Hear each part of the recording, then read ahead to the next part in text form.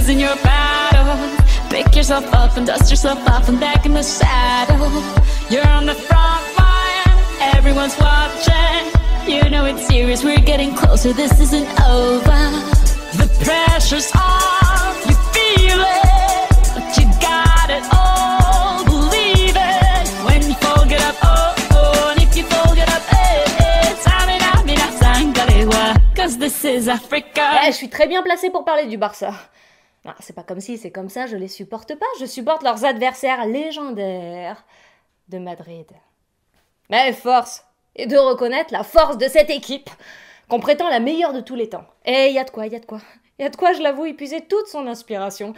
Et parce qu'il s'agit d'une véritable machine de guerre, qui vous pompe l'air devant, derrière, au milieu, sur les côtés. Vous êtes toujours débordés, privés de ballon et condamnés à les regarder jouer. Une passe, puis deux, puis trois, puis quatre, ça vous dépasse. Cette passe courte, cette passe longue, qui va atterrir sur le bon pied pour finir dans vos filets. Et plus c'est compliqué, et plus ça joue simple. Et plus ça joue simple, et plus ça vous surprend. Ces automatismes répétés qu'on dirait improvisés.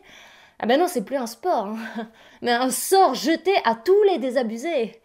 Le Barça réinvente le jeu avec un ballon. Et c'est encore plus beau qu'une chorégraphie synchronisée. Parce qu'il y a toujours un adversaire pour leur casser les pieds. C'est une danse, magique ou artistique, qui voit de petits hommes se comporter comme des dieux. Alors par quel miracle? Il n'y a pas de miracle, c'est divin comme tacle.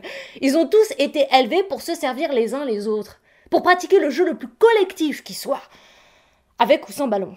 Et si vous évoquez Messi, sans lequel l'équipe perd de son génie, eh ben je vous dirais que tout Argentin qu'il est, il a été nourri, élevé et sculpté par l'école catalane, sans laquelle il perd un peu beaucoup de son talent.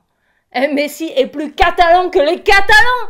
C'est l'individuel qui sert et se sert du collectif, pour nous inciter tous à vivre de notre art.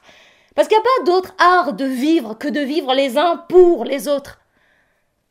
Et si Paris gagne, je dirais que les dieux sont des hommes. Si Paris perd, je dirais que les hommes sont des dieux quand ils se donnent la main. Alors je suppose que je vous apprends rien, ou plutôt si, je vous apprends qu'il y a toujours un terrain pour entraîner les hommes à se battre pour une cause, sans faire couler le sang. Vive la révolution!